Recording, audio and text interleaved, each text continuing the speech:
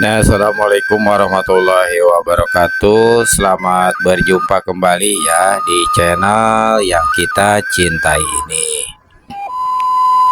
Saya akan melanjutkan cerita silat Wiro Sableng, Pendekar Kapak Maut Naga Geni 212, episode yang ke-44.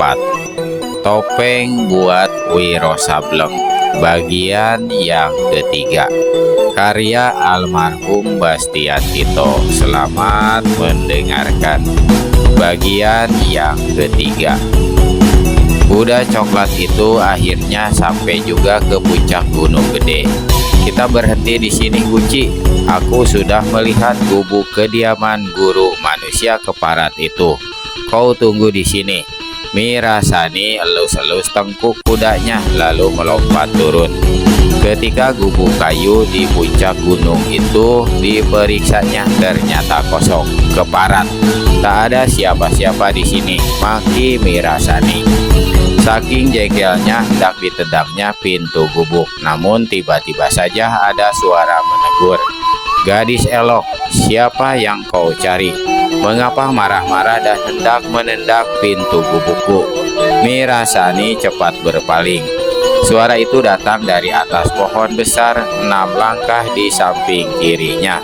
Ketika menunggak ke atas, tampaklah sesosok tubuh kurus kering berbaring di atas cabang pohon, seolah-olah tengah bergolek berleha-leha di atas ranjang. Padahal cabang pohon itu hanya sebesar lengan manusia. Melihat sosok tubuh yang tergolek di cabang pohon itu, Mirasani lantas berteriak, "Kau pasti Sinto Gendeng, guru pendekar 212 Wiro Sableng." Tubuh di atas cabang pohon tampak bergerak bangkit. Dari sikap berbaring, kini tubuh itu duduk berjuntai. Ternyata dia adalah seorang nenek bertubuh tinggi, berkulit sangat hitam. Tubuhnya boleh dikatakan hanya tinggal kulit pembalut tulang saking kurusnya. Kekurusan dan kehitaman yang luar biasa itu membuat wajahnya angker, hampir menyerupai tengkorak.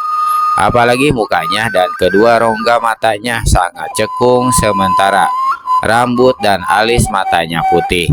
Rambut di kepalanya sebenarnya tidak dapat lagi dikatakan rambut karena sangat jarang. Anehnya, nenek angker itu mengenakan 5 buah tusuk konde terbuat dari perak yang disisipkan bukan pada rambut tetapi langsung menancap di kulit kepalanya. "Ada apa kau mencariku?" si nenek bertanya. Ternyata dia memang Eyang Sinto Gendeng, nenek yang berusia hampir 100 tahun dan merupakan tokoh silat paling ditakuti karena ketinggian ilmu dan kesaktiannya. "Siapa bilang aku mencarimu?" jawab Mirasani dengan ketus dan merengut. "Aku mencari suamiku." "Edan, apa kau kira aku menyembunyikan atau menyekap suamimu di sini? Kau kesasar atau kurang waras? Muridmu yang tidak waras, gila, busuk, jahat, dan keji." Muridku siapa maksudmu?"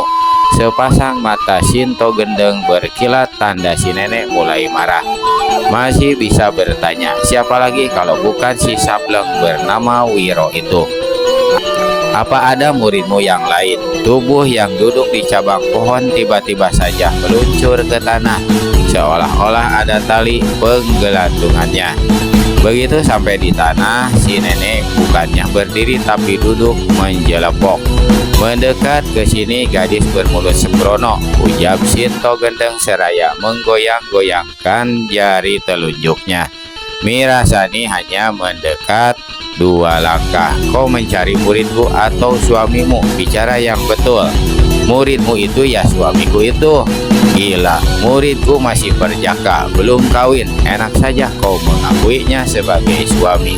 "Nenek pikun, kau tahu apa tentang muridmu? Dia mengawiniku 9 bulan yang lalu. Ternyata dia bukan pendekar sejati, tapi perampok, pembunuh, dan pemerkosa." Plak! Satu tamparan mendarat di pipi Mirasani. Gadis ini sampai terpekik. Bukan karena sakit, tapi karena kaget bercampur heran. Si nenek dan dirinya terpisah hampir 3 langkah dan perempuan tua itu dalam keadaan duduk pula. Bagaimana tangannya tiba-tiba bisa menampar sejauh itu padahal tubuhnya tidak bergerak barang sedikit pun. Berani kau bicara tak karuan, ku pecahkan batok kepalamu, mengancam Sinto Gendeng. Kau telah mengganggu ketenanganku di puncak gunung ini. Lekas pergi dari sini. Tempat ini bukan tamasya orang-orang sinting macammu. Guru dan murid sama Gendeng. Guru dan murid sama sedengnya, damprat Mirasani. Tangan kanan Sinto Gendeng kembali berkelebat. Tapi kali ini Mirasani lebih waspada. Begitu tangan bergerak, dia cepat mengelak lalu lancarkan serangan balasan berupa tendangan ke arah dada si nenek. Yang diserang tertawa mengekeh. Aku sudah lama tidak berolahraga. Serang sepuasmu. Cari tempat yang empuk. Hihihi. Ketika tendangannya hampir sampai mendadak, Mirasani merasa seperti ada tenaga yang mendorong kakinya sehingga tendangannya tidak mengena. Dia lipat gandakan tenaganya. Kekuatan yang mendorong berubah berlipat ganda pula. Akibatnya Mira jadi terpental dan jatuh ke tanah. Ah, kau bukan kawan yang baik untuk berolahraga. Kalau begitu duduk saja di tanah sana dan ceritakan padaku mengapa kau muncul di sini seperti orang gila, memaki dan bicara yang bukan-bukan tentang muridku. Panas dan marahnya Mirasani bukan kepalang. Cepat dia bergerak bangkit, tapi astaga, seperti yang dikatakan si nenek, dia hanya bisa duduk di tanah seolah-olah pantatnya menjadi lengket. Betapapun dia berusaha mengerahkan tenaga untuk berdiri, tetap saja dia terduduk begitu rupa. Saking kesal, akhirnya Mira hanya bisa terisak menangis. Itu saja kepandaian kaum perempuan. Menangis sungguh memalukan, mengejek si nenek. Tubuhmu boleh kaku tapi mulutmu tidak bisu. Ayo katakan maksud kedatanganmu kemari. Aku mencari muridmu, Nek, jawab Mirasani sesenggukan. 9 bulan lalu kami kawin. 9 bulan lalu. Lantas apa sekarang kau jadi bunting? Hihihi. Kalau sempat aku hamil rasanya lebih baik mati saja. Mengapa begitu? Tanya Sinto Gendeng. Aku menyesal menerimanya sebagai suami. Kalau saja aku tidak berkaul, tidak dikalahkan dalam pertandingan itu. Tunggu dulu, kau bilang kau dikawini muridku 9 bulan lalu. Betul, betul, muridku si Wiro Sableng itu. Mirasani mengangguk. Dusta gila. Muridku betapapun edannya tak akan dia kawin begitu saja tanpa memberitahuku. Seperti anjing kawin di jalanan saja. Kau boleh tidak percaya, tapi demi Tuhan aku tidak berdusta. Lalu Mirasani menuturkan bagaimana asal-muasalnya sampai dia kawin dengan pendekar 212 Wiro Sableng. 1000 kali kau berkata, aku tetap tidak percaya. Muridku tidak segila itu. Terserah padamu, Nek. Penuturanku belum habis. Beberapa bulan setelah kami kawin, baru keketahui kalau dia ternyata seorang perampok dan pembunuh keji. Salah seorang korbannya adalah guruku sendiri, Ki Demang Juru Gambit. Ah, Ki Demang Juru Gambit katamu? Dia adalah sahabat lamaku. Dan bukan cuma guruku yang jadi korbannya. Banyak lagi tokoh-tokoh silat. Bahkan dia juga membunuh Kiai Bangil Menggolo, ketua pesantren Tunggul Kencono, merampok, menculik anak gadis orang, lalu memperkosa dan membunuhnya. Tidak, muridku tidak akan pernah jadi dajjal seperti itu, teriak Sinto Gendeng. Tubuhnya yang sejak tadi duduk tiba-tiba saja berdiri. Ternyata nenek itu tinggi sekali. Setelah berdiam diri sesaat, maka Sinto Gendeng ajukan pertanyaan.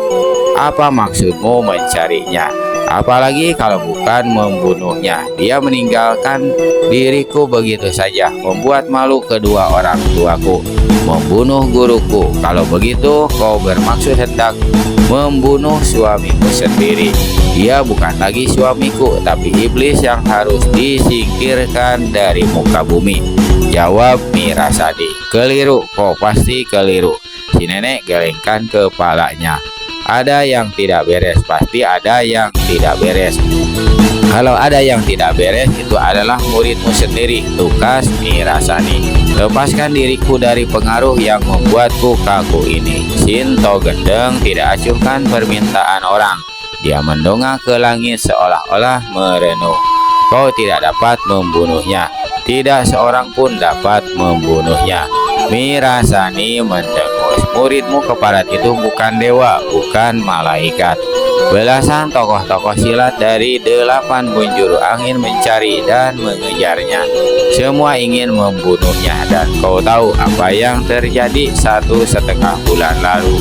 Beberapa tokoh silat termasuk Dedengkot bergelar Dewa Tuak berhasil mengepung muridmu itu di kaki sebuah bukit.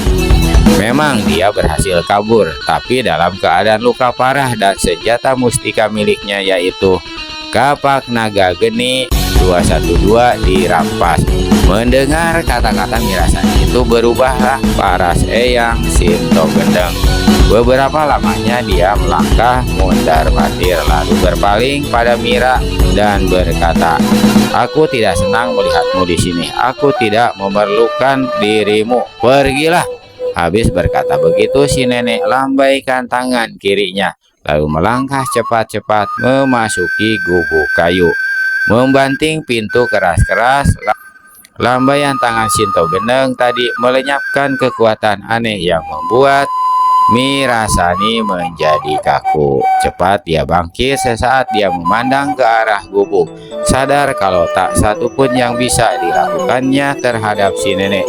Akhirnya Mira melangkah ke tempat dia meninggalkan Guci, kuda coklatnya. Di dalam gubuk, eyang Sinto Gendeng untuk beberapa lamanya duduk bersila, pejamkan mata seperti tengah bertefakkur. Lalu dia angkat kepala, memandang ke sudut kamar di mana tergantung sebuah sangkar berisi seekor burung merpati abu-abu berwarna merah. Jantan Apik, begitu si nenek menyebut nama si burung. 4 tahun lebih kau menemani aku di sini dengan setia. Hari ini kau boleh kembali ke tempat asalmu di Gunung Loyang. Ada satu pesan penting yang kau harus sampaikan pada sahabatku Kunti Kendil. Di dalam sangkar, jantan Apik angguk-anggukan kepalanya sambil mengeluarkan suara menggeruk terus-menerus. Sinto Gendeng robek bagian terbersih dari pakaiannya yang kecil. Dengan sepotong kayu berwarna merah, dia menuliskan sesuatu di atas potongan kain itu. Lalu kain digulung dan diikatkan ke kaki kanan jantan Apik. Setelah mengelus-elus dan menciumi binatang itu, Sinto Gendeng membawanya keluar gubuk. Pergilah jantan Apik, terbang tinggi-tinggi agar kau lekas sampai ke pegunungan liang. Sampaikan pesanku dan temui betinamu. Sinto Gendeng lemparkan burung merpati itu ke udara. Jantan Apik melesat laksana anak panah. Burung ini berputar 3 kali di atas kepala si nenek sebelum melayang cepat ke arah timur. Sinto Gendeng terbaring sakit di atas balai-balai kayu dalam gubuk. Dari mulutnya kerap kali terdengar suara meracau seperti orang mengigau. Kalau mati terbunuh, anak itu akan kuobrak-abrik dunia persilatan. Kalau mati anak itu, lihat saja, lihat saja. Sinto Gendeng batuk-batuk beberapa kali. Lalu mengapa tak ada yang datang? Padahal semua sudah kusiapkan. Nenek itu mengangkat tangannya yang memegang sebuah benda. Benda itu ternyata adalah sebuah topeng yang terbuat dari bagian terhalus perut rusa betina. Sebulan yang lalu dia sendiri yang menangkap seekor rusa di rimba belantara di kaki Gunung Gede, menyembelihnya dan mengambil usus besarnya. Usus itu dikeringkan lalu dijadikan sebuah topeng yang jika dipakai oleh siapa saja tidak akan tertara saking tipisnya. 1 bulan sudah berlalu, gila tak ada yang muncul. Apakah jantan apik tidak sampai ke sana? Akan kutunggu 3 hari lagi. Jika tak ada yang datang, terpaksa aku turun gunung merancah rimba persilatan mencari anak itu. Kalau sampai dia mati terbunuh, akan kuobrak-abrik dunia persilatan. Dewa tuang, kau juga tak akan lepas dari hukumanku. Aku tidak yakin anak itu melakukan semua kekejian itu. Aku tidak percaya. Otaknya mungkin sableng, tapi hatinya seputih kapas. Aku tahu betul. Begitu Sinto Gendeng meracau berkata-kata seorang diri hampir setiap hari. 2 hari setelah itu, suatu pagi belum pupus embun di dedaunan pintu gubuk tiba-tiba terbuka. Sinto Gendeng palingkan kepalanya. Tiba-tiba laksana ada kekuatan yang menyembuhkannya. Si nenek melompat bangkit, duduk di tepi balai-balai. Matanya yang cekung memandang ke arah pintu yang terbuka, mulutnya yang perot menyeringai. Gusti Allah, kau kabulkan permintaan si tua bangka buruk ini. Terima kasih Tuhan, Mahesa Edan. Memang kaulah yang kuharapkan datang. Orang yang datang adalah seorang pemuda yang paling tinggi, berusia 19 tahun. Wajahnya keren tapi seperti mengantuk dan sebentar saja berada. Dia sudah 3 kali menguap. Mahesa mendekat kemari. Sinto Gendeng melambaikan tangannya. Pemuda itu datang mendekat lalu menjura, "Eyang, terima salam hormatku. Sudah, jangan memakai segala macam peradaban. Urusan kita lebih penting, menyangkut keselamatan dan jiwa muridku, si Wiro Sableng, sahabatmu. Guru menerima pesanmu yang dibawa jantan apik. Kebetulan saya berada di puncak liang, tengah menyambangi guru. Langsung saja guru memerintahkan saya kemari. Bagus semuanya sesuai dengan petunjuk dan kehendak Tuhan. Ada bantuan sangat besar ku mintakan padamu Mahesa." Mahesa Edan menguap lebar-lebar. Sambil ucap-ucap matanya yang berair, dia bertanya, "Katakan saja Eyang, tugas darimu sama saja dengan tugas dari guruku, Kunti Kendil. Kau tentu sudah mendengar apa yang terjadi di dunia persilatan. Muridku si Sableng itu dituduh telah berubah menjadi dajjal nomor 1, merampok dan membunuh, menculik dan memperkosa. Memang itu yang saya dengar Eyang, tapi sulit dipercaya bahwa Wiro akan berbuat seperti itu. Itulah yang tidak masuk akal bagiku Mahesa. Apapun yang terjadi, anak Sableng itu harus diselamatkan. Ini kewajibanku sebagai guru, untuk turun tangan sendiri dalam usia yang ujur ini rasanya sudah tak sanggup. Apalagi sakit keparat ini menyerangku sejak 2 minggu lalu. Melihat kau datang sembuh rasanya penyakitku. Syukur kalau Eyang bisa sembuh. Katakan apa yang bisa saya lakukan." "Kau lihat benda di tanganku ini Mahesa." Sinto Gendeng membeberkan benda yang dipegangnya. "Saya melihatnya Eyang, sehelai topeng aneh."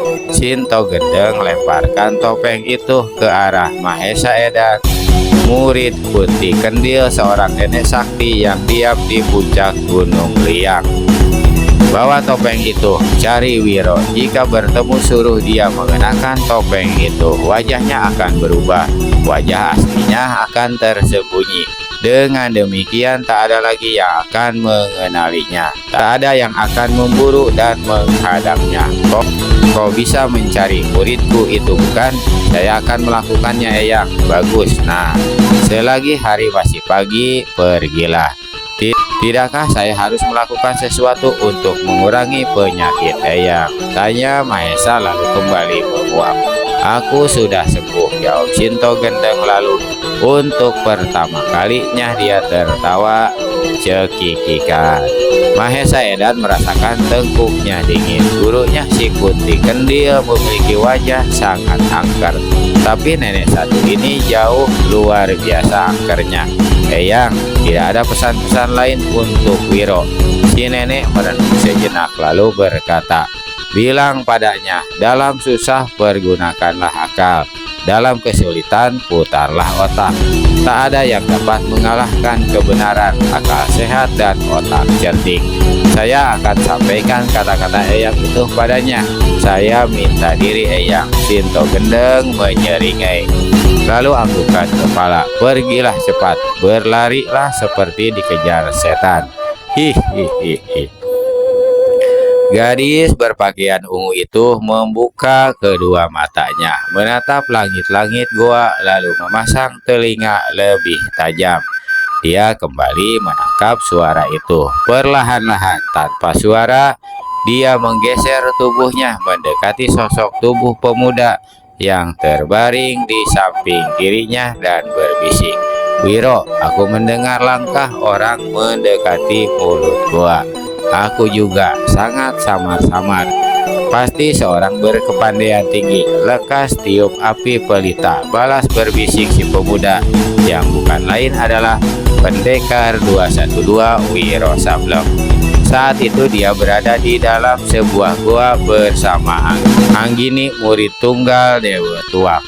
Setelah kehilangan kapak naga geni 212 dan terluka parah di bagian bahu, Wiro berhasil melarikan diri tanpa menyadari bahwa Anggini mengikutinya. Sebenarnya gadis itu ikut bersama Dewa Tuak dan 7 tokoh silat. Namun karena hatinya meragu bahwa Wiro benar-benar telah menjadi seorang manusia jahat, maka dia tidak turut mengeroyok si pemuda. Betapapun juga dia masih mempercayai Wiro yang secara diam-diam dicintainya.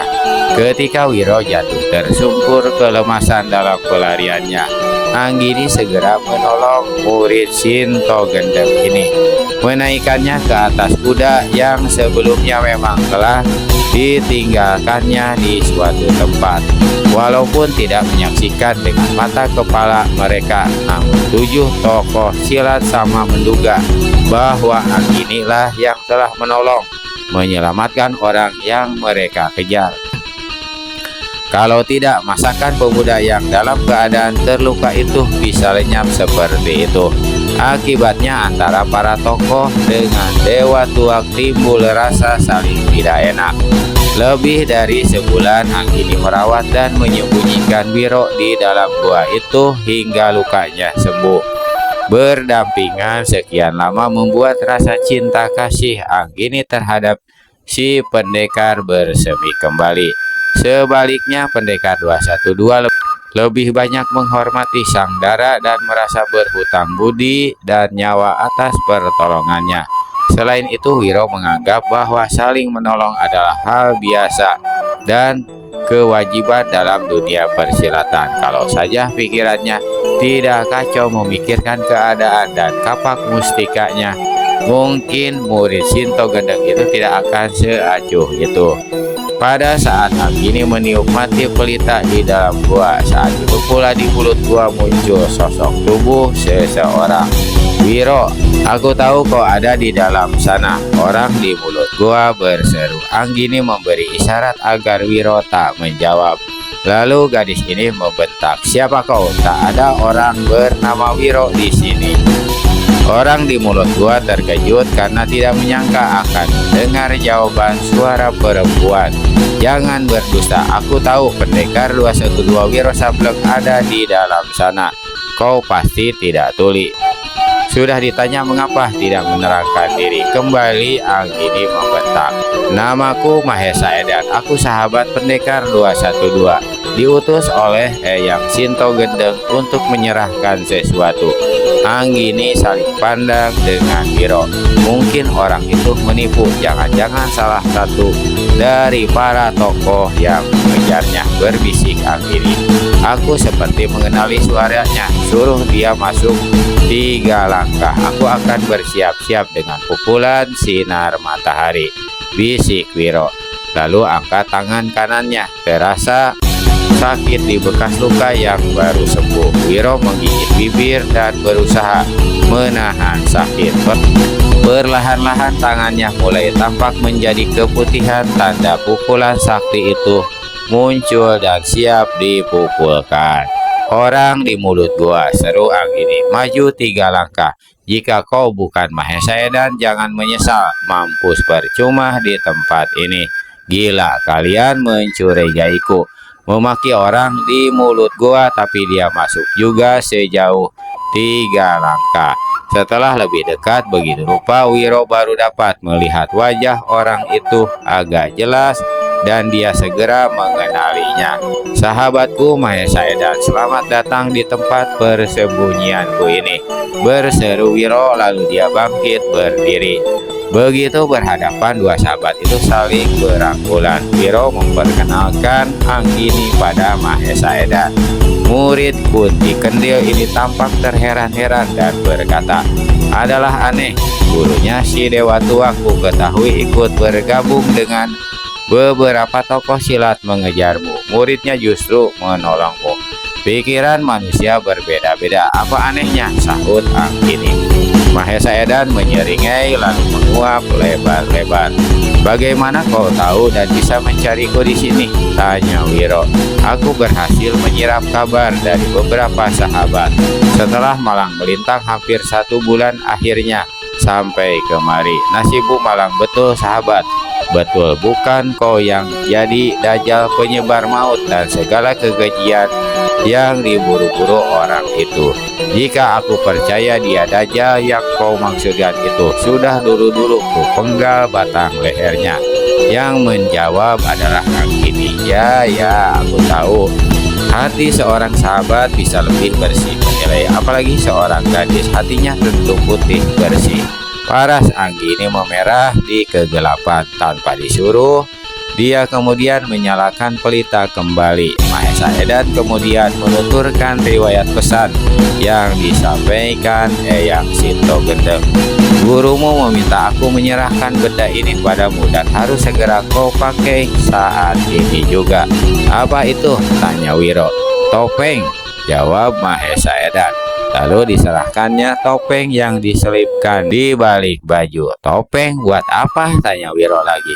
Jangan tolol, saat ini mungkin ada 2 lusin tokoh silat yang mencari dan ingin membunuhmu. Tampangmu yang sableng itu dikenal di mana-mana. Apa kau masih bisa petatang pelenteng di luar tanpa dikenali? Atau kau kira kau bisa bersembunyi di goa ini sampai 100 tahun, sampai kau dan sahabatmu ini jadi kakek dan nenek? Wiro tertawa geli, digaruk-garuk kepalanya. Aku mengerti. Aku tahu apa maksud Eyang Sinto Gendeng. Terima kasih kau telah menyampaikannya dengan bersusah payah. Wiro mengambil topeng itu, langsung memakainya ke wajahnya. Karena topeng itu terbuat dari usus rusa yang sama warnanya dengan kulit muka Wiro, sulit itu mengetahui kalau saat itu dia memakai topeng. Nah, setan atau malaikat sekalipun kurasa tidak akan mengenalimu lagi Wiro, kata Mahesa. Diam-diam Anggini memuji keahlian Eyang Sinto Gendeng membuat topeng seperti itu. Wajah Wiro kini berubah sama sekali. Dia muncul sebagai pemuda lain. Ada pesan dari gurumu Wiro. Beliau minta aku menyampaikan ucapan ini. Dalam susah pergunakan akal, dalam kesulitan putarlah otak. Tak ada yang dapat mengalahkan kebenaran, akal sehat dan otak cerdik. Apa maksudnya itu? Mana aku tahu, jawab Mahesa. Nah, tugasku sudah selesai. Seharusnya aku bisa minta diri saat ini. Tapi aku lebih suka kalau dapat menyaksikan akhir dari semua kejadian ini. Siapa sebenarnya yang menjadi biang racun? Aku menyirap beberapa potong kabar. Mungkin ada baiknya jika aku katakan padamu. Menurut kabar yang tersiar di rimba persilatan, pemuda yang malang melintang berbuat kejahatan itu mengaku sebagai pendekar 212. Memang memiliki wajah serta ciri-ciri sepertimu. Gila, maki Wiro sambil kepalkan tinju. Bukan itu saja, dia juga memiliki pukulan sakti sinar matahari. Wiro hampir terlonjak mendengar keterangan Mahesa Edan itu. Ilmu kesaktian itu hanya Eyang Sinto Gendeng yang memilikinya. Jika ada orang lain yang menguasainya, berarti dia mendapatkan dari guruku langsung. Gurumu tak pernah mengambil murid lain, berarti dia tak pernah mengajarkan pada siapapun ilmu pukulan sinar matahari itu, ujar Mahesa Edan. Wiro garuk-garuk kepala. Mungkin dia mencuri ilmu kepandaian itu. Sulit dipercaya apa sebenarnya yang terjadi. Setelah berdiam sesaat, Mahesa Edan melanjutkan bicaranya. Para tokoh yang melakukan perburuan terhadap pendekar 212 palsu selama ini, tak satu pun yang berhasil menangkapnya hidup atau mati. Bahkan semua tokoh silat yang menghadangnya dikalahkan dan dibunuh. Belasan korban telah jatuh. Aku pun jadi korban tuduhan perbuatan bangsat itu, ujar Wiro geram. Ada lagi keterangan lain yang hendak kau sampaikan, Mahesa? Murid Kunti Kendil mengangguk.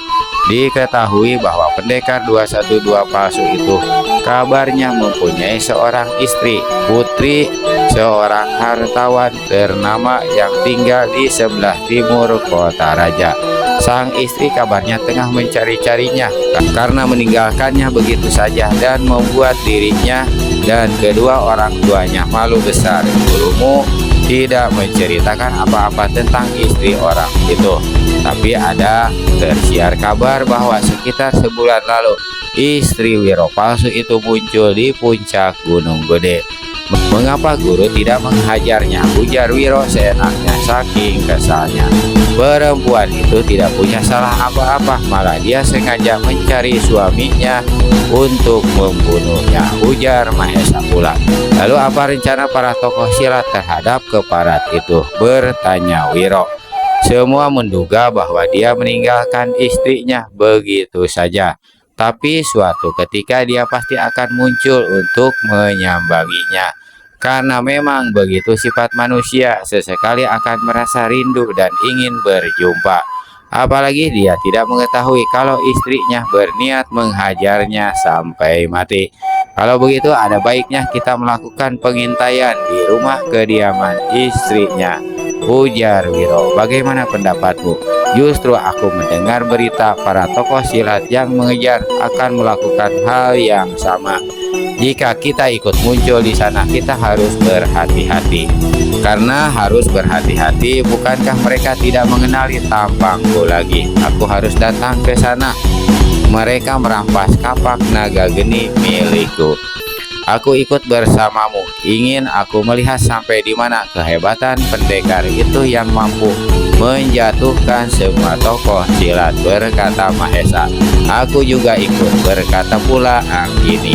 Jika Dewa Tuak ada di sana, kau akan dicurigainya. Dia pasti menanyakan kemana kau menghilang 1 bulan lebih dan apa saja yang kau lakukan. Wiro bicara sambil menatap paras gadis jelita berbaju ungu itu. Soal guruku si Dewa Tuak itu serahkan saja padaku. Pokoknya aku harus ikut.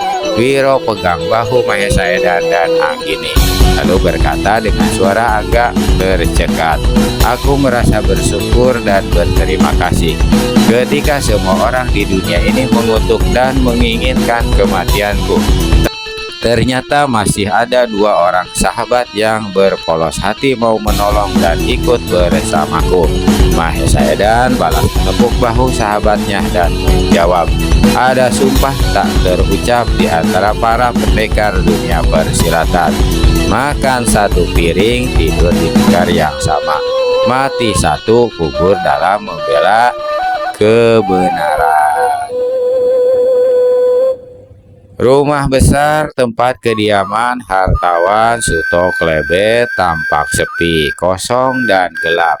Sejak peristiwa menghebohkan hampir setahun silam, yaitu dimulai dengan perampokan dan pembunuhan atas diri janda almarhum Tumenggung Campakungu serta perginya Mirasani tanpa diketahui arah tujuannya, maka Suto Klebet telah mengajak istrinya pindah ke rumah mereka yang lain jauh di pedalaman.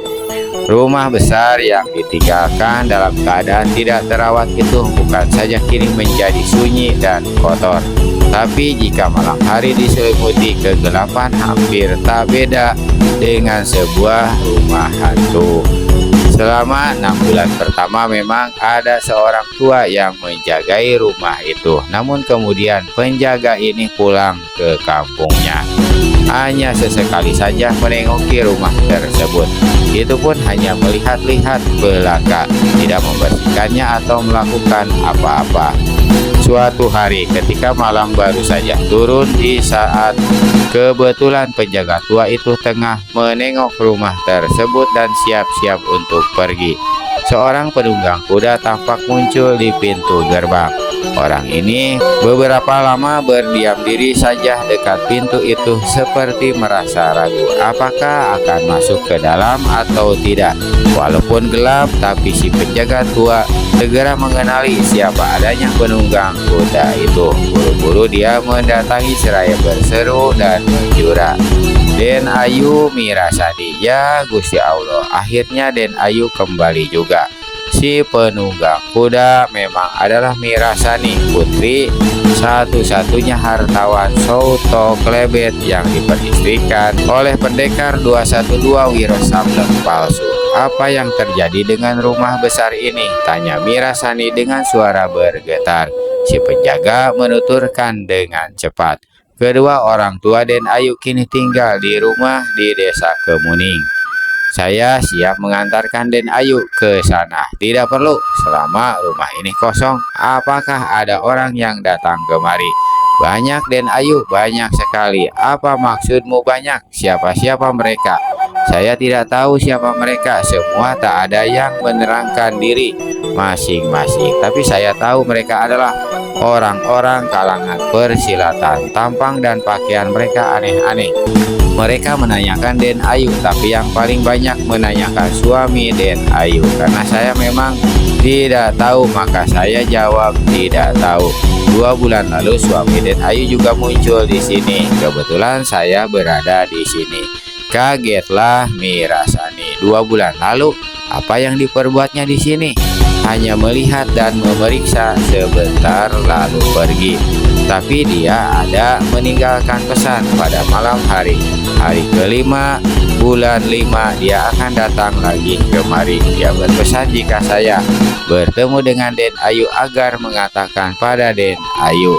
Hari kelima, bulan kelima, itu besok malam, desis Mirasani. "Astaga, betul sekali Den Ayu. Saya sampai lupa menghitung hari. Untung sekali Den Ayu muncul saat ini hingga saya tidak melalaikan amanat suami Den Ayu. Jangan sebut-sebut dia suamiku. Sejak 1 tahun lalu keparat itu bukan lagi suamiku," kata Mirasani lalu turun dari kudanya. "Sembunyikan kuda ini di kebun, lalu kau boleh pergi." Mirasani melangkah menuju ke rumah besar. Masih terheran-heran mendengar ucapan Mirasani tadi. Tanpa berani berkata apa-apa, si penjaga tua menuntun Guci menuju kebun jauh di belakang rumah besar yang gelap dan sunyi. Hari kelima di bulan kelima adalah hari Jumat Kliwon. Sejak sore hujan rintik-rintik, cuaca gelap dan dingin. Kesunyian yang mencengkam sesekali dirobek oleh suara halilintar yang menggelegar di kejauhan. Sebuah kamar yang terletak di samping kanan rumah besar tiba-tiba tampak merambas sinar terang. Lalu pada beberapa pohon besar yang banyak mengelilingi tempat itu terdengar suara berbisik-bisik. "Ada orang menyalakan lampu." "Ya, kita lihat saja." Ada jawaban berbisik. Apa yang kita lakukan sekarang? Langsung menggerebek. Ternyata suara berbisik lainnya. Jangan tolol, siapapun yang menyalakan lampu, dia pasti bukan orang yang kita cari. Tunggu saja. Lalu terdengar suara cegluk, cegluk. Suara seperti seseorang tengah minum dengan lahap. Malam merayap terus, semakin larut, semakin dingin dan tambah gelap. Jangan-jangan bangsat itu tidak datang. Dia hanya sengaja menyebar kabar tipuan. Kembali terdengar suara berbisik di atas sebuah pohon. Mungkin sekarang sudah hampir lewat tengah malam. Biar kita tunggu saja sampai menjelang pagi. Paling tidak sampai orang yang menyalakan lampu pergi dari sini. Apapun yang terjadi, kita semua harus tetap di sini. Aku yakin bangsat itu akan muncul di tempat ini. Dia tidak akan dapat melupakan istrinya yang cantik itu.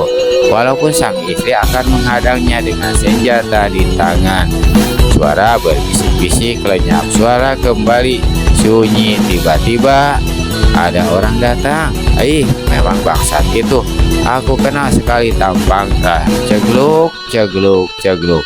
Tunggu sampai dia berada di jurusan kamar yang terang. Dari arah pintu gerbang rumah besar tampak melangkah cepat sesosok tubuh berpakaian putih. Rambutnya yang gondrong menjela bahu bergoyang-goyang ditiup angin malam. Orang ini melangkah sambil memandang berkeliling, lalu cepat bergerak ke jurusan rumah yang terang dan berhenti di depan sebuah jendela yang tertutup rapat.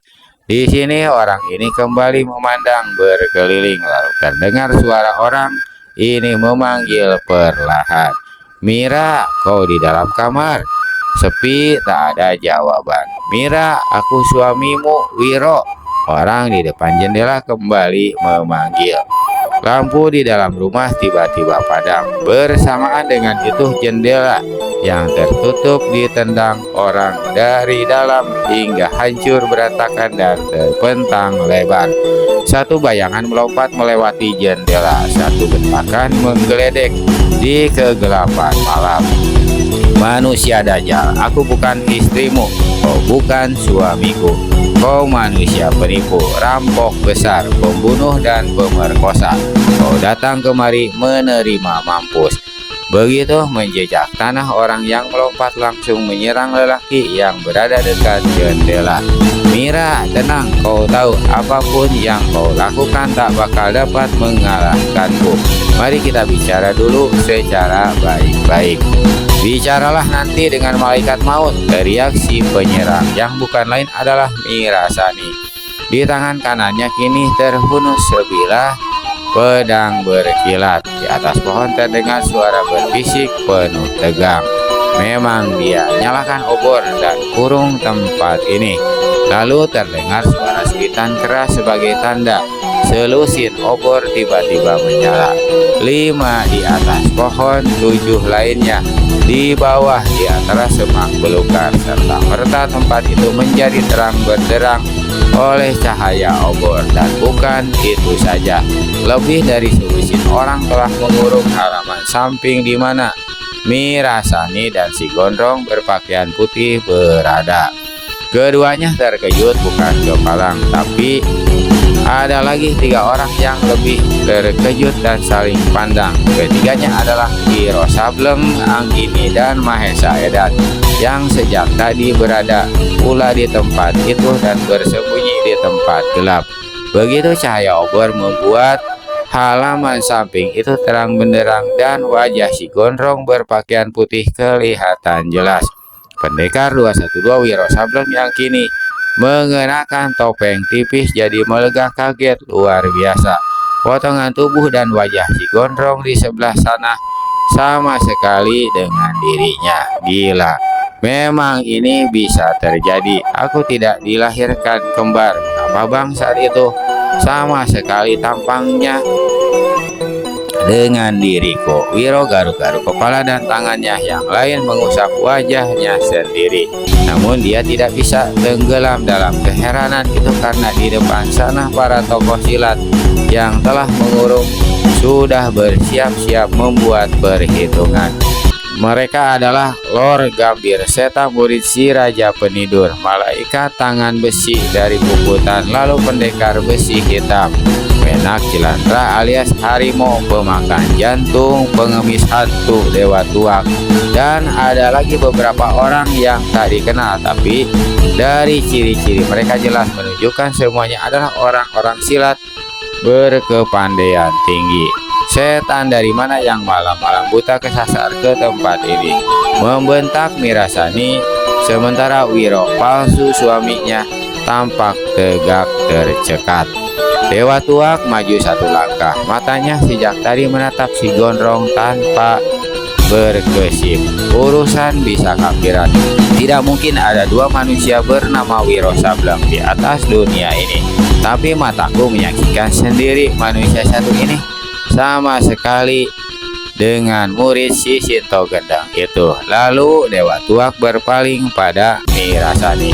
Setelah berdehem beberapa kali, dia pun menjawab, "Kami bukan setan-setan kesasar perempuan muda seperti kau pun. Kami muncul di sini untuk minta nyawa busuk suamimu itu. Kami datang 12 orang, 13 dengan dirimu. Rasanya cukup pantas nyawa Dajjal ini dibagi 13. Persetan siapapun kalian, kalian tidak layak berada di sini. Soal nyawanya hanyalah aku yang berhak membunuhnya," jawab Mirasani. Perempuan Sundal. Tiba-tiba nenek bergelar Arit Sakti pencabut raga muncul. Sejak tadi dia sengaja berlindung di tempat gelap. "Jangan bicara besar di depanku, kau pura-pura berseteru dengan Dajjal itu, padahal aku tahu kau pasti akan membelanya. Jika itu kau lakukan, kau akan mampus bersamanya." "Nenek busuk bermulut kotor," balas membentak Mirasani. "Siapa kau? Siapa aku tak perlu bagimu. Tapi suamimu itu telah menculik dan memperkosa muridku Sinto Rukmi, lalu membunuhnya secara biadab. Katakan apa kau lebih layak dari aku untuk membunuhnya?" Tidak tahan membendung amarah dan dendam kesumat, si nenek langsung menyerang Wiro Sableng palsu dengan senjatanya, yaitu sebilah arit.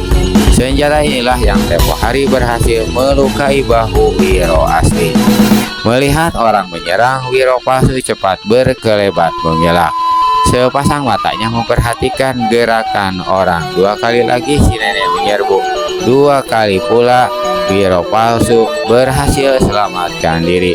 Memasuki jurus keempat, dari sikap bertahan tiba-tiba Wiro palsu kirimkan serangan balasan dan boom, tinju kanan melabrak dan perut si nenek hingga perempuan tua itu terjungkal megap-megap merangkak di tanah, tak bisa berdiri beberapa lamanya. Belasan pasang mata terbeliak besar. Dewa Tuak sampai ternganga heran. Arit Sakti pencabut raga bukanlah tokoh silat kemarin. Selama bertahun-tahun dia dianggap sebagai dedekot persilatan di daerah barat Kalibratas. Adalah tidak dapat dipercaya. Dalam keadaan memegang senjata andalannya, dia dapat dirobohkan hanya dalam 4 jurus. Berhasil merobohkan lawan, semangat keberanian Wiro palsu berkobar. Dia memandang berkeliling lalu berkata, "Kalian semua tokoh-tokoh silat gila keblinger muncul dengan membawa maksud keji untuk membunuhku. Apa yang telah kulakukan? Kalian pandai mengarang fitnah. Kalaupun aku mati di tangan kalian, guruku Sinto Gendang tidak akan berlepas tangan." Anjing kura pemuda jahanam itu menyebut guruku sebagai gurunya. Maki Wiro Sableng asli sambil kepalkan tinju.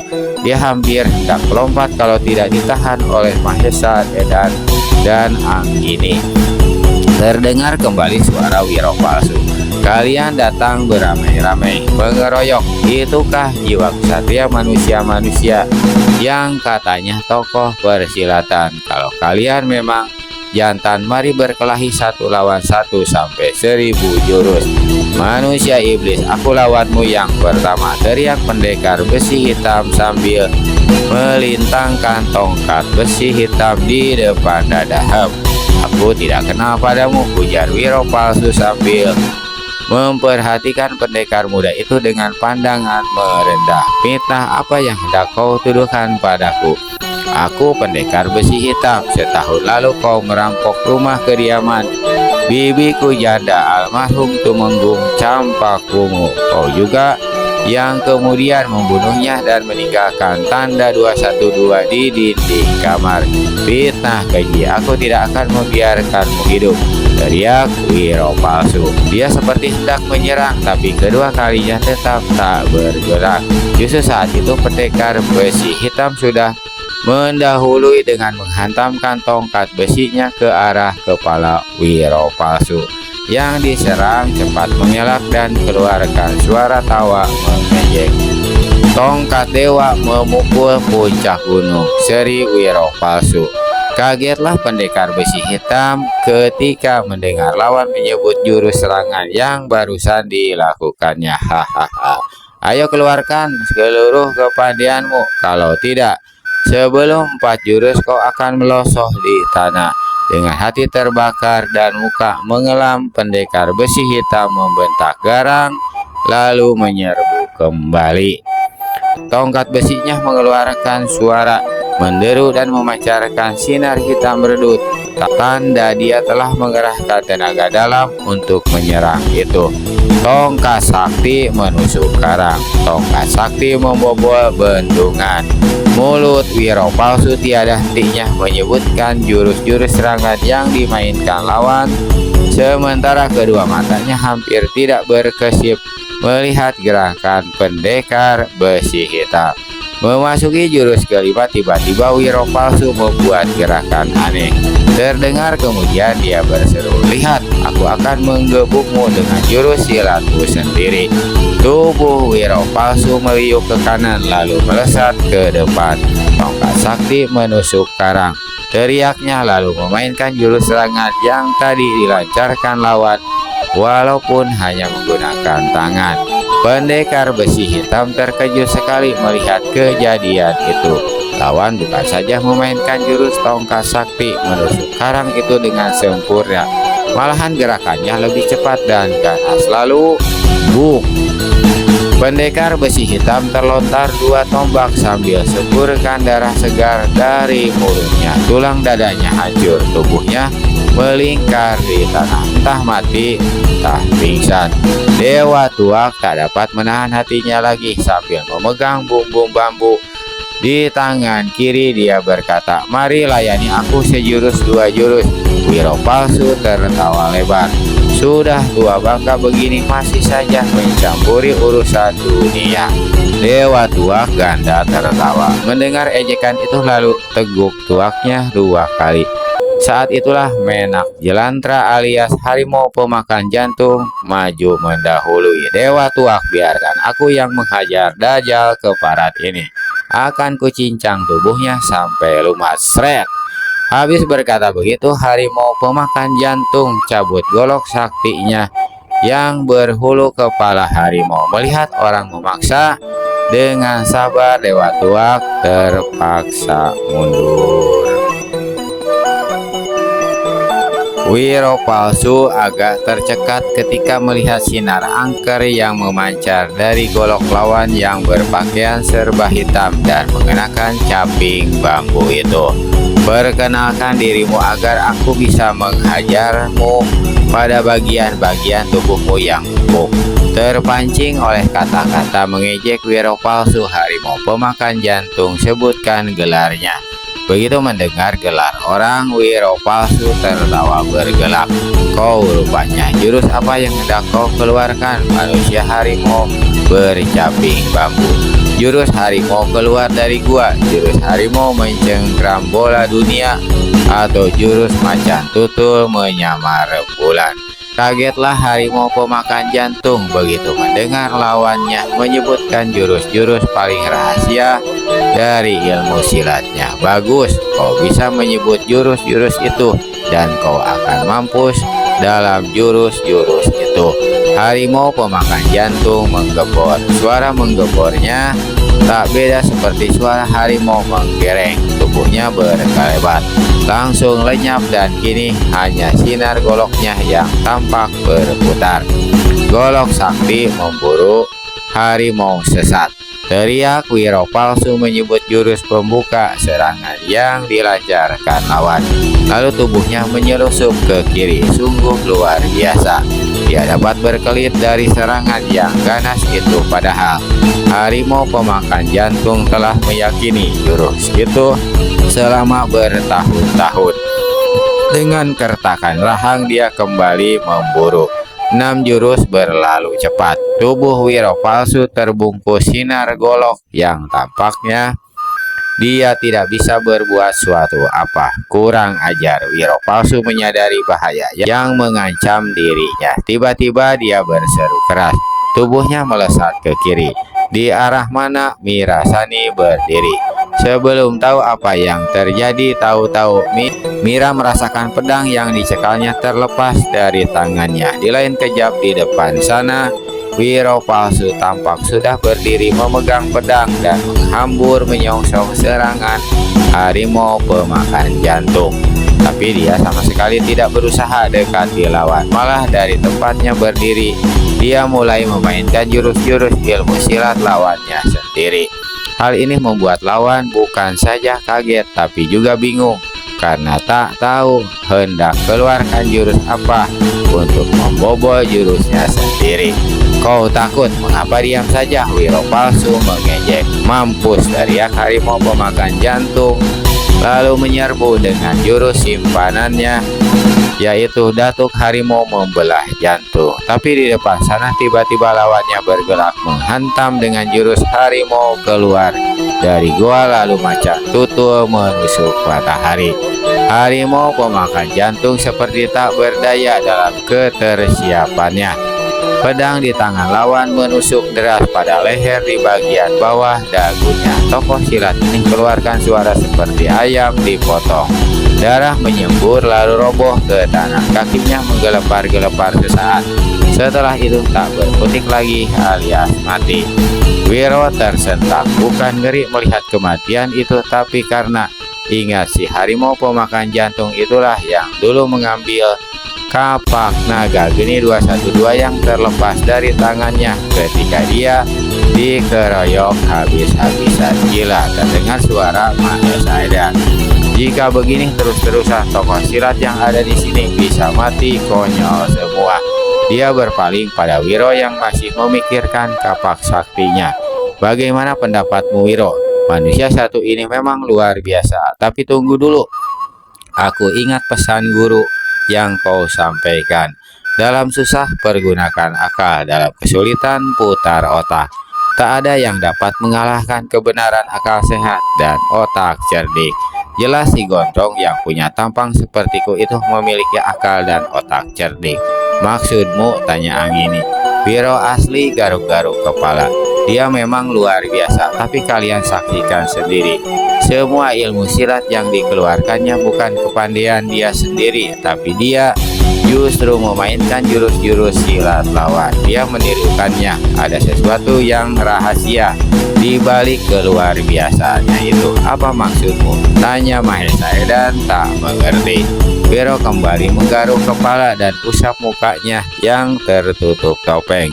Maksudku, pernahkah kau memikirkan bagaimana kalau kita diserang lawan dengan ilmu silat kita sendiri? Kita akan kelabakan karena kita memang tidak pernah mempelajari bagaimana cara bertahan jika diserang ilmu silat sendiri.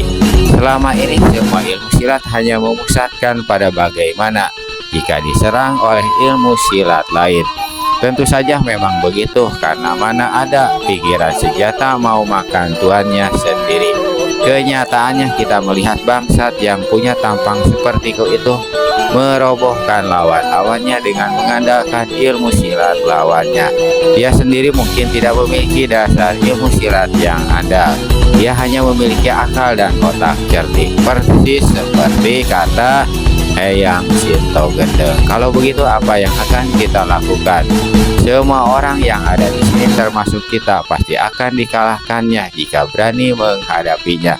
berkata Anggini, "Tunggu dulu, apa yang aku rasakan belum kusampaikan semua."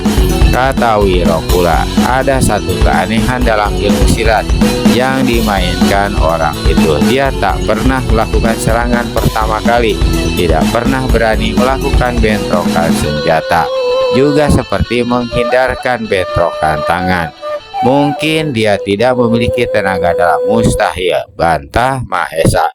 "Kalau tidak memiliki tenaga dalam, mengapa dia mampu melepaskan pukulan sakti sinar matahari yang menghanguskan itu?" "Itu yang kepingin aku menyaksikannya," kata Wiro. "Aku berminat sekali untuk menjajalnya," kata Mahesa pula. "Aku juga," berkata Anggini. "Tunggu, kita diam saja di sini sambil menyaksikan beberapa gebrakan lagi. Kalau hanya diam, 2 atau 3 tokoh silat lagi pasti akan dihancurkannya. Aku tak mau guruku ikut jadi korban," ujar Anggini. Wiro garuk-garuk kepala. Di depan sana dilihatnya Dewa Tuak dan pengemis hantu beserta yang lainnya bergerak dalam bentuk lingkaran mengurung Wiro palsu. "Kalian hendak mengeroyokku, pengecut!" teriak Wiro palsu yang melihat gelagat berbahaya itu. Saat itulah Wiro menghambur dari tempat persembunyiannya. "Tak ada yang akan mengeroyokmu, Wiro. Aku akan menghadapimu sendirian, 1 lawan 1.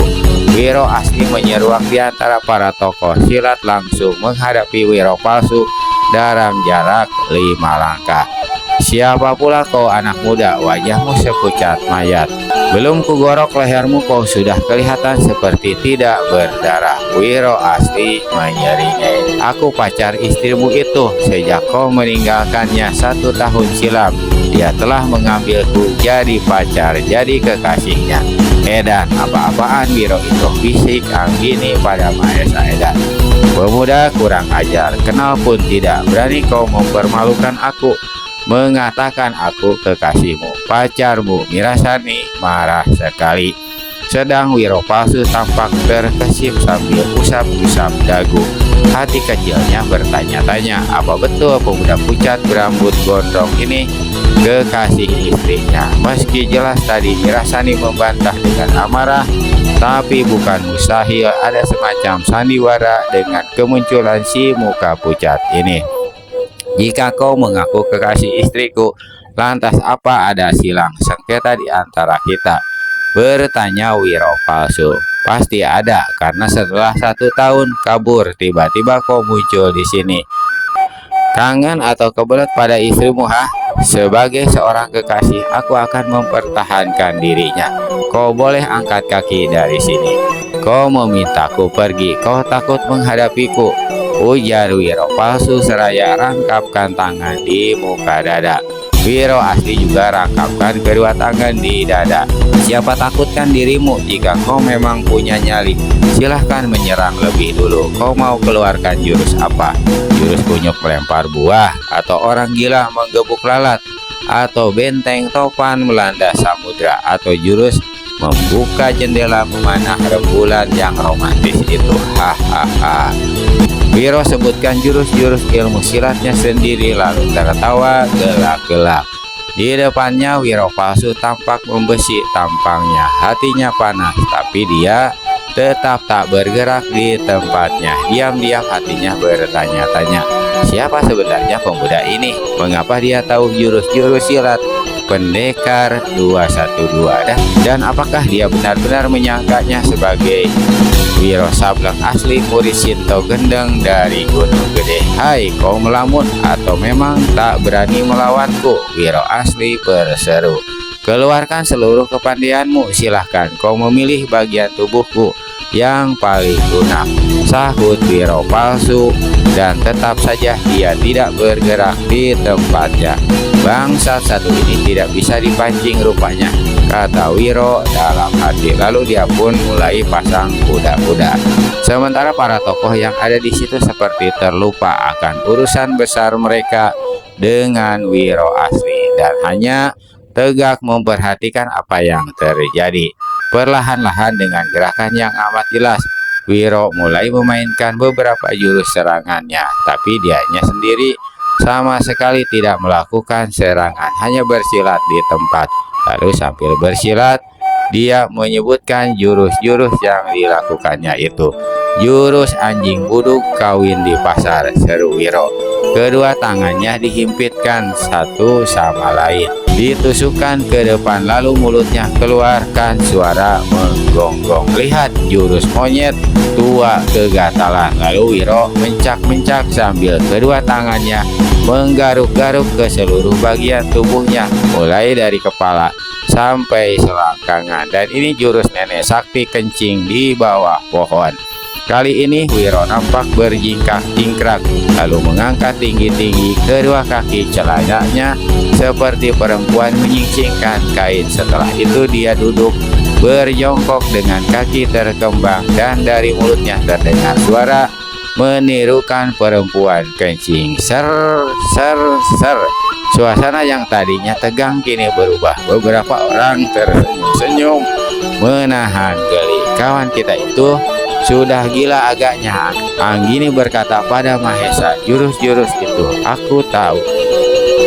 aku tahu betul itu bukan jurus silat yang Sinto Gedeng. Apa sebenarnya dilakukan pendengar konyol itu? Dewa tua tampak komat kami. Dalam dunia persilatan hanya ada satu pendekar konyol lucu seperti itu. Apakah dia? Jangan-jangan orang tua sakti itu memandang ke arah Wiro palsu dan Wiro asli. Dia melihat dua bersamaan, pakaian putih dan rambut gondrong, tapi wajah jauh berbeda. Ini membuat kembali si kakek menjadi meragu. Hai, ayah serang diriku, jangan bohong saja. Wiro asli berteriak pada Wiro palsu. Wiro palsu menyeringai. Walaupun orang tampak seperti mempermainkannya, tapi sepasang matanya tidak berkesip, memperhatikan setiap gerakan yang dibuat oleh si gondrong di depannya itu. Manusia pengecut, kau hanya berani jual laga, memperagakan ilmu silat picisan, tapi sama sekali tak berani menyerangku, menyingkir dari hadapanku, membentak Wiro palsu. Wiro asli tampak marah. Pengecut, aku pengecut katamu, lihat, akan kupecahkan kepalamu dalam 3 jurus. Wiro berkelebat, kedua kakinya menggelusur di tanah, kedua tangannya yang dihimpitkan satu sama lain ditusukkan ke depan. Jurus pertama, serunya anjing buduk kawin di pasar. Sesaat Wiro palsu kaget karena dia dapat merasakan tusukan dua tangan yang saling berhimpit itu menebar hawa tenaga dalam yang kuat. Tapi dia tidak takut, dia sudah melihat jelas setiap liku gerakan lawan. Sambil maju selangkah, dia berseru, aku akan menghancurkanmu dengan jurusmu sendiri. Lalu dia pun berkelebat mengirimkan serangan dalam jurus anjing buduk kawin di pasar itu. Ternyata gerakannya lebih cepat. Tusukan kedua tangannya datang menghujam lebih dulu ke arah kepala Wiro asli. Celaka, seru Anggini. Dia akan kena gebuk karena kekonyolannya sendiri. Mahesa Edan ikut keluarkan seruan dan siap melompat dari persembunyiannya untuk membantu. Tapi apa yang terjadi kemudian cukup mengejutkan semua orang. Didahului oleh suara tawa bergelak, pendekar 212 Wiro Sableng asli tampak membuang diri ke samping. Apa yang disebut jurus anjing buduk kawin di pasar itu lenyap sama sekali. Kini kelihatan satu gerakan silat yang mantap. Tubuhnya merunduk, tangan kanannya menderuk ke depan. Jurus kunyuk melempar buah, teriak Wiro asli. Wiro palsu terkejut sekali, sadar kalau dirinya tertipu oleh jurus palsu yang dipakai penyerang tadi. Dia cepat merubah gerakan, meniru gerakan serangan yang kini dilepaskan Wiro. Tapi kali ini dia sia dan terlambat. Buk! Wiro palsu menjerit keras, tubuhnya terpental, perut tertekuk ke depan, wajahnya sepucat kertas. Dia tegak dengan tubuh sempoyongan. Jurus monyet tua kegatalan, teriak Wiro asli. Dua tangannya menggaruk kian kemari. Dalam keadaan kesakitan dan terperangah, Wiro palsu coba meniru gerakan lawan, tapi Wiro mendadak sontak telah merubah lagi gerakannya seraya berseru, "Jurus orang gila!" Menggebuk lalat. Tangan kirinya membabat ke samping, menggemplang bahu Wiro Palsu dengan keras. Terdengar suara krak. Tanda tulang pangkal lengan orang itu patah. Tubuhnya terpental ke kiri, di arah mana Mirasani berdiri. Perempuan muda itu yang sejak tadi tak dapat menahan hatinya lagi melompat ke depan, menjambak rambut suaminya itu, lalu menariknya keras-keras ke bawah. Perempuan ini hantamkan lututnya. Bras! Hidung dan mulut Wiro Palsu remuk, darah bercucuran. Jurus nenek sakti kencing di bawah pohon.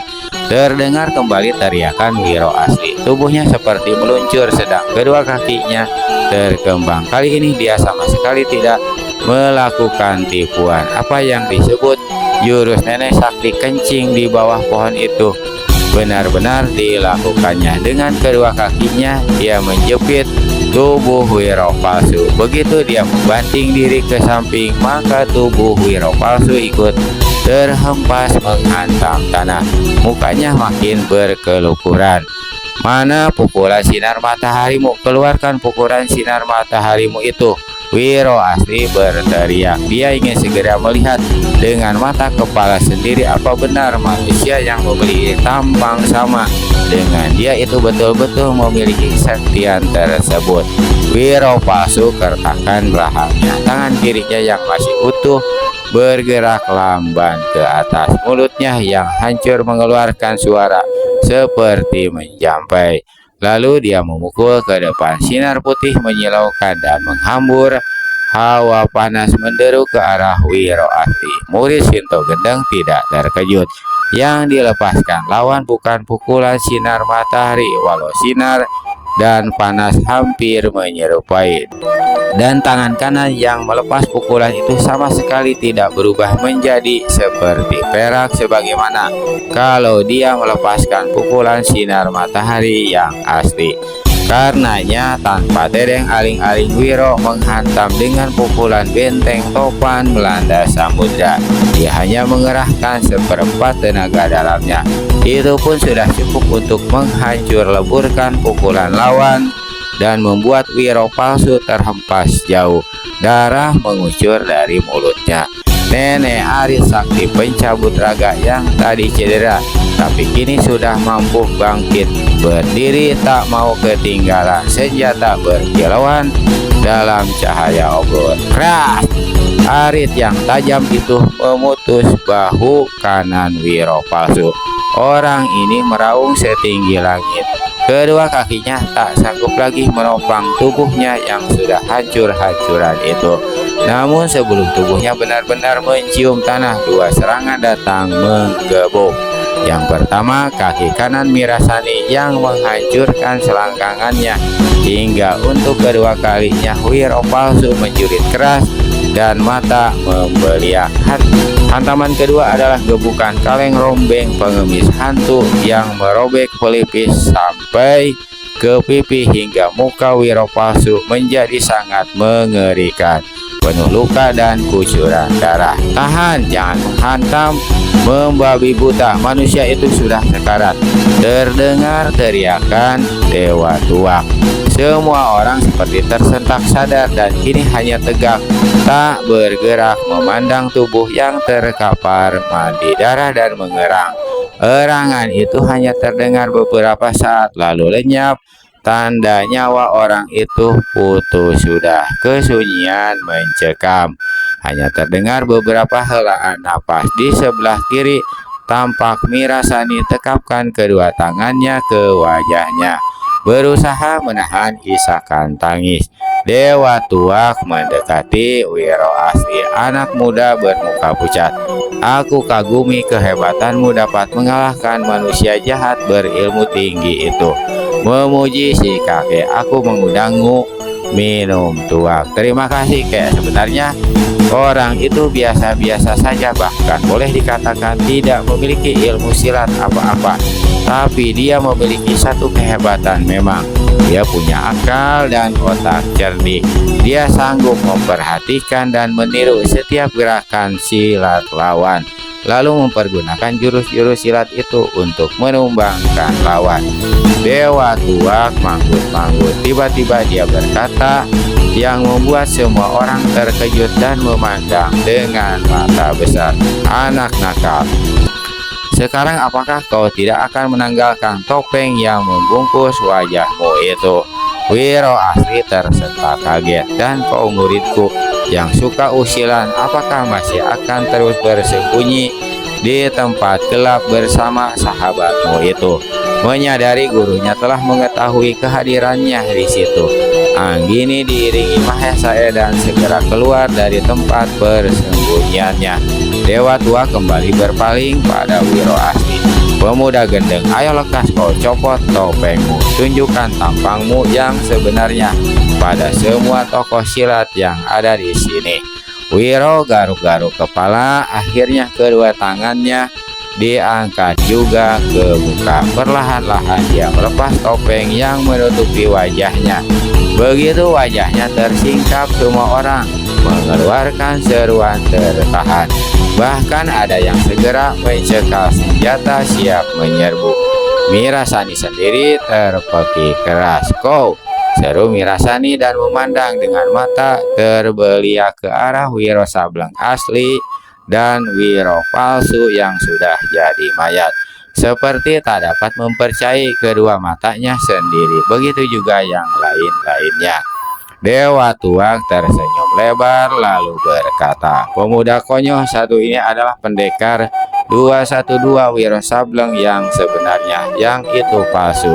Hanya takdir saja yang melahirkan mereka memiliki wajah hampir mirip, dan kemiripan itu dimanfaatkannya untuk menjadi modal berbuat jahat. Ditambah dengan kemampuannya menguasai setiap jurus silat orang lain dengan hanya melihat sekali saja, maka jadilah dia biang racun kejahatan yang malang melintang selama 1 tahun. Lalu yang kita keroyok tempo hari siapa? Bertanya Aris Sakti pencabut raga. Memang dia juga, jawab Dewa Tuak. Wiro, perlihatkan bekas luka di bahumu. Wiro membuka baju putihnya. Mula-mula kelihatan dadanya yang bergerakan angka 212. Lalu tampak bahunya yang ada bekas lukanya dan masih belum begitu kering. Berarti kita telah kesalahan tangan, mencelakai kawan segolongan sendiri. Aku menyesal, kata si nenek berulang kali. Dewa Tuak dan Wiro hanya bisa tersenyum. Ketika dia berpaling ke kiri, dilihatnya Mirasani tegak dan menatap lekat-lekat ke wajahnya. Sama sekali tak ada bedanya, desis perempuan yang dengan sendirinya saat itu telah menjadi janda. Kalau begitu, apakah kau mau mengambilku jadi pengganti suaminya itu? Bertanya Wiro. Sepasang mata Mirasani melebar berkilat. Ternyata kau tidak sama dengan dia. Mengapa begitu katamu sekarang? Tadi kau katakan sama sekali, ujar Wiro. Dia tidak memiliki sifat konyol dan mulut ceplas-ceplos sepertimu. Dia tidak suka mengganggu orang. Tapi meneruskan Dewa Tuak, jika dia suka padamu, kau pun tentu tidak menolak. Semua orang tertawa. Nenek Aris Sakti mendekati Wiro. Anak muda, kata si nenek, aku menyesal sekali telah melukaimu waktu itu. Aku mohon maafmu. Apa yang terjadi semua karena kesalahpahaman belaka. Justru aku yang harus minta maaf padamu. Mengapa terbalik begitu? Bertanya si nenek keheranan. Karena terus terang saja, waktu aku menyebutkan dan memainkan jurus konyol bernama Nenek Sakti kencing di bawah pohon itu, aku membayangkan bahwa dirimulah yang sedang kencing itu. Anak kurang ajar, maki Aris Sakti pencabut raga. Tapi kemudian bersama semua orang yang ada di situ, dia pun turut tertawa gelak-gelak. Dewa Tua, kata Wiro, aku minta keterangan. Waktu aku kalian serbu tempo hari, kapakku kena rampas harimau pemakan jantung. Kau tahu di mana senjata itu sekarang? Jangan khawatir, aku simpan baik-baik, jawab Dewa Tuak. Lalu dari balik pakaiannya dikeluarkannya kapak maut naga geni 212 dan menyerahkannya pada Wiro. Terima kasih, semua telah berakhir kini. Saatnya kita meninggalkan tempat ini, kata Wiro. Memang kami semua akan meninggalkan tempat ini, tapi kau tetap di sini, Wiro, ujar Dewa Tuak. Sebelum Wiro sempat bertanya apa maksud kata-kata kakek itu, tiba-tiba Dewa Tuak telah menotok punggungnya hingga Wiro jadi tertegun kaku. Hai, mengapa kau menotokku, Dewa Tuak? Seperti kataku tadi, kami semua akan pergi, tapi kau tetap di sini.